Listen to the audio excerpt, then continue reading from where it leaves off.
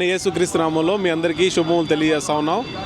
మరి యేసుక్రీస్తు ప్రభువారు బైబిల్లో ఒక మాట చెప్పాడు, భూమి మీద మీరు ఆస్తిని సంపాదించుకోకండి, ఇక్కడ చిమ్మెట తుప్పు పడుతుంది అన్నాడు, పరలోకంలో సంపాదించుకోమన్నాడు. కాబట్టి అనేక మందికి రక్షణ సువార్త ప్రకటించడమే మనం పరలోకంలో సంపాదించుకునే ఆస్తి.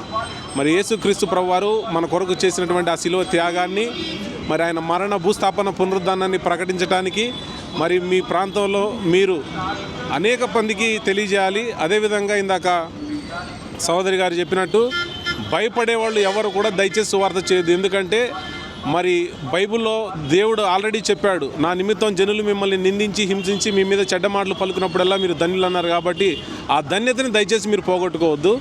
మరి ఎవరైనా మీకు వ్యతిరేకంగా మాట్లాడితే రాజ్యాంగం మనకిచ్చిన హక్కుని ఉపయోగించుకొని వారి మీద మనం కేసు పెట్టి చట్టపరమైన చర్యలు వారి మీద తీసుకోవాలని పోలీసు వారిని కోరవచ్చు. కాబట్టి మరి రక్షణ సువార్త ప్రకటించే విషయంలో మీరు ధైర్యంగా ముందుకు రండి, ఎవరికి భయపడాల్సిన అవసరం లేదు. ఇది రాజ్యాంగం మనకిచ్చిన హక్కు, దీన్ని మీరు వినియోగించుకోవాలని కోరుతున్నాను.